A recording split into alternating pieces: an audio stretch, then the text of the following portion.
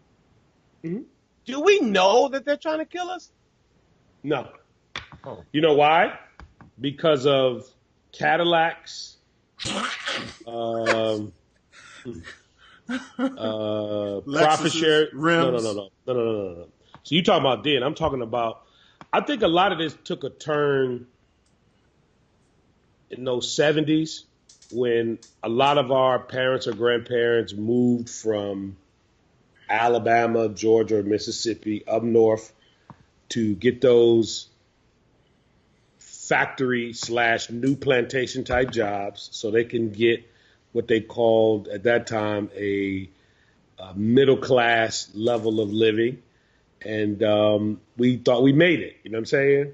I think because some people have and I'm ashamed to say this, I have an iPhone, and Verizon got me to buy a $700 phone or whatever the hell this thing costs, and said, don't give us all the money right now. Just put it on your bill every month. Just give it $12. Just put it on payments. And there are people out here who got $700 phones and not a pot to piss in a window to throw it out of because this cell phone or these rims or those Cadillacs back in the day were this alleged benchmark that we doing okay. You know what I'm saying? That we balling, that, you know, modern day Instagram, Facebook, you know, shows us when we're up in Jamaica or we down in Miami and everything is okay. But in reality is that it's just as bad as it was back then. Because I'm going to ask y'all a question. And if you haven't, please do. It's called the Rape of Reese Taylor. Have you heard of her? I saw it. Yo, my dude, I was just flicking. I said, let me check this out. And when I saw that and I did the math, you know, this was in 1944. My mother was born 4 years later. My granddad and them was already, you know what I'm saying, working because my mother was not the first, you know. So it's like from where we were then to where we are now, it's a lot of the same things that's going on, bruh. And no, they don't know. Those dudes that went in and took them shoes, they don't know to play because a lot of they don't know it's crack.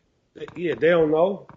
I mean, honestly and truly, and y'all gonna probably not agree with me, is we were just talking about Snowfall. We were talking about the crack and the cocaine and things of that nature.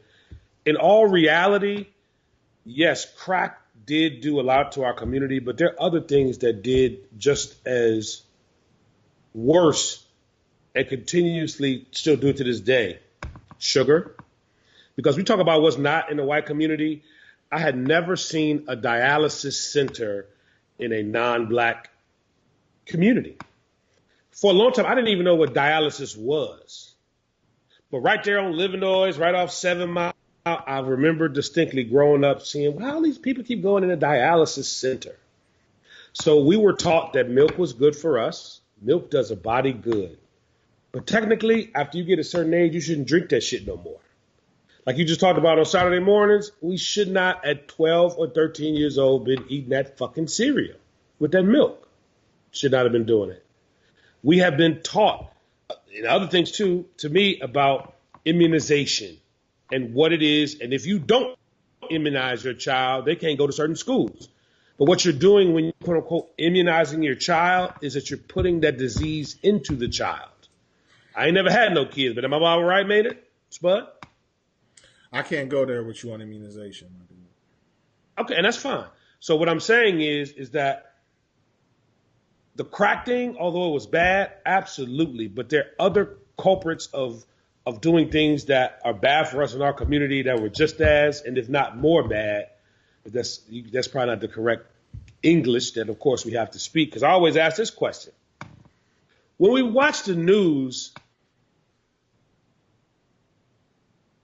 I just never, or what we call mainstream media, I just always wonder, like, what's going on in Africa in terms of, you know, we never see any positive images come out of Africa in our news cycle. Am I wrong? Very hard to find any positive images in the news cycle about Africa. Agreed. About Africa as a whole, because it's like, you know what I mean? And me and my wife, we fight about this all the time. It's like, yo, dog, I want to make that run. She's like, I don't know about that, dude, but we're going to Capri. That's the issue I got in my house. But okay, we go in the same Barts. We doing this, and that's fine. But you just never, ever see these positive images again about us. But all of the negative stuff, it's heavy. And even back to this Reese Taylor thing, it's like when I saw that lady, like, that's our grandmother, bro. That is our grandmother. You know what I'm saying? That's our great aunt. That those kind of stories, I didn't know. We had no idea. And that's the kind of shit, like, I remember one of the guys said in there that the sheriff of the town told Rosa Parks, don't come in here with that foolishness because we don't need everybody knowing what's going on in this town. And when I heard that man say that, I said, that's the play right there. That's what they do, and that's what they always have done. Well, to add to the things, the culprits, and I agree with you on sugar.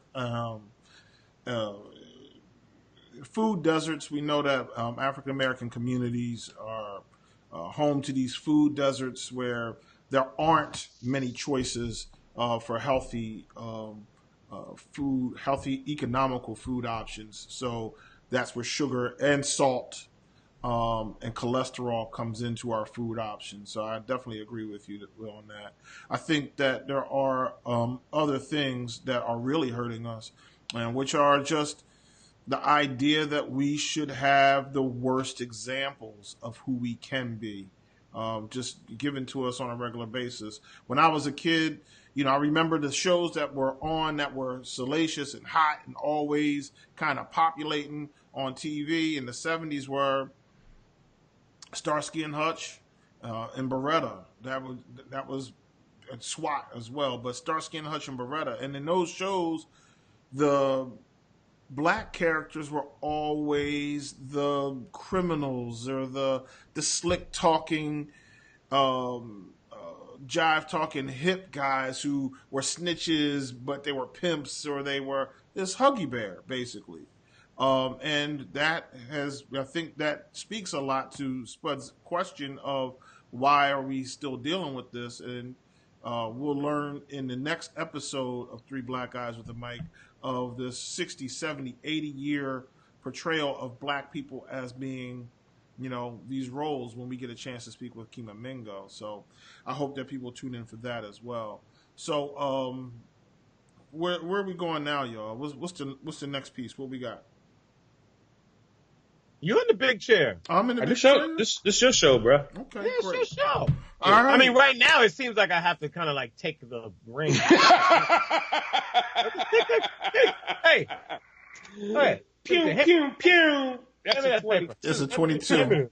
Hand me the remote notes back. Hand me the notes. Give me them notes. Give me them notes. All right, so let me just go ahead real quickly, and I'm going to go ahead and jump in on the cactus. Can you at least introduce me for the cactus, Spud? Ladies and gentlemen, it's now time for the cactus of the week. This is where somebody says something stupid-ish and they have to choke on their words. Maynard, who's choking on a little bit of agave? Yo, this week, cactus? Yeah, agave comes from cactus. This week, I got a lot of recipients this week. People they get real frisky with their lyrics out here. Laura Ingraham goes on Fox the other night or earlier, last week, and she just gets all extra.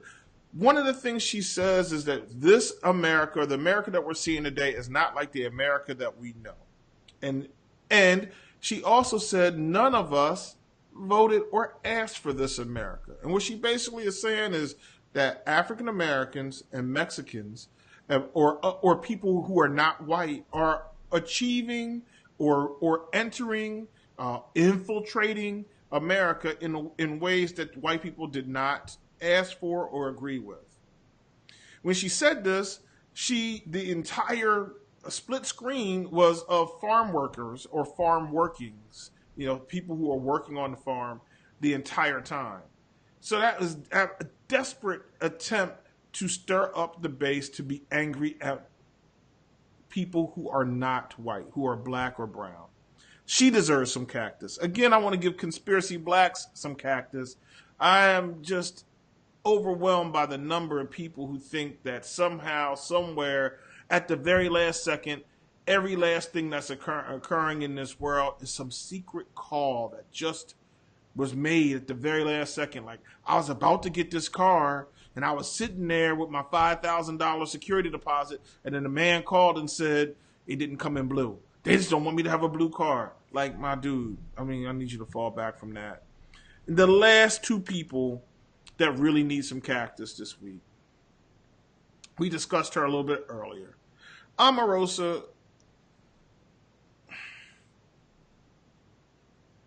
you bootlicking coon. You spent your entire time. That's black love. You spent from like 2004 to 2018 telling us how wonderful Donald Trump is. You spent the entire time that he was running for president telling us how wonderful Donald Trump is, how great he was going to be for the black community. You told us that we needed to bow down to Donald Trump. You took his side when he called black athletes sons of bitches. You then go on Chuck Todd's Meet the Press this morning and then try to pull this mea culpa like I was taken in, I was duped, I was so wrong. And then at the end of it, you said, please buy my book. Trick, take some of this cactus and shove it down your throat as deep as you possibly can get it. Because ain't nobody buying that foolishness. Again, nobody needs to hear. And then you said that this is the thing. Nobody picked this up. I've been watching. She says in the book that she doesn't mention in the book that Donald Trump uses the N-word. She said it in the promotion of the book. She went on NPR and said, yeah, I've heard the tape of Donald Trump using the N-word on the set of Apprentice. And then she went on Chuck Todd's show this morning and says that she doesn't discuss it in the book. But on NPR, she said that she did discuss it in the book. You're a liar. You're a liar.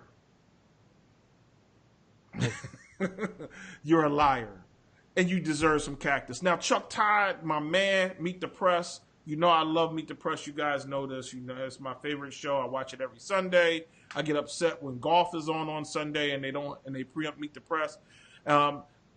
Meet the Press has been an amazing show, the longest television show in history. And it was amazing for me as I really had gravitated to it during the time of Tim Russert.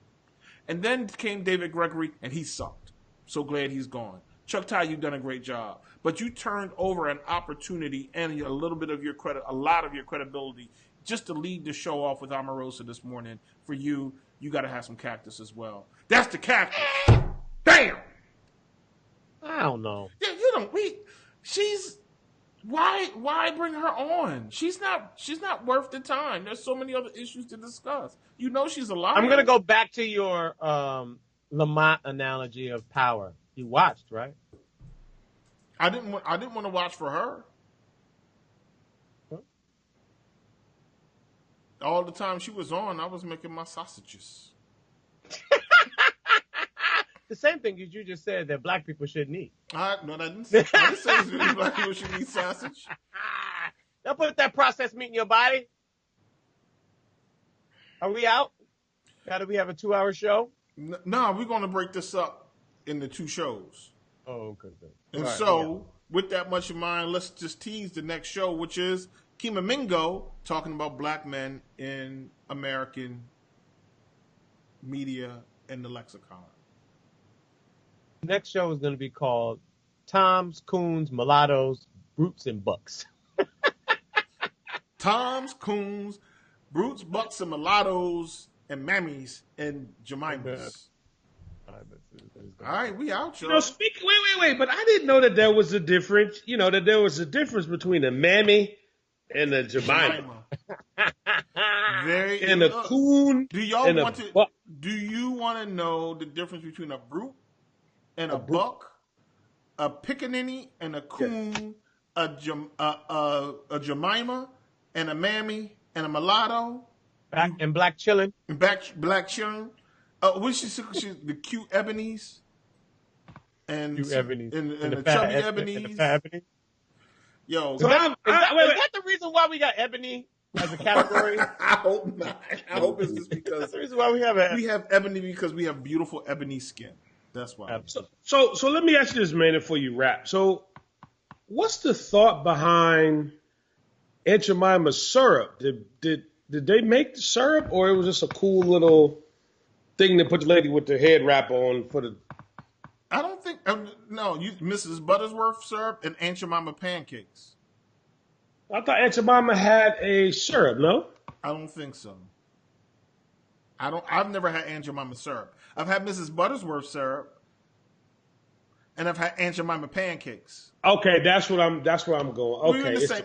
We're in the same space. I understand what but I don't know. So did they make pancakes back in the day? Was that their specialty? Is that why they went with that narrative of the mammy?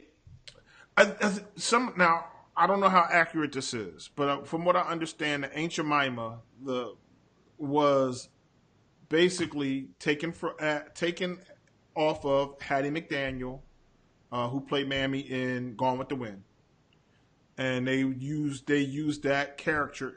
They used a caricature of her to sell pancakes. Why? I don't know. That's because it was great marketing. Yeah, probably.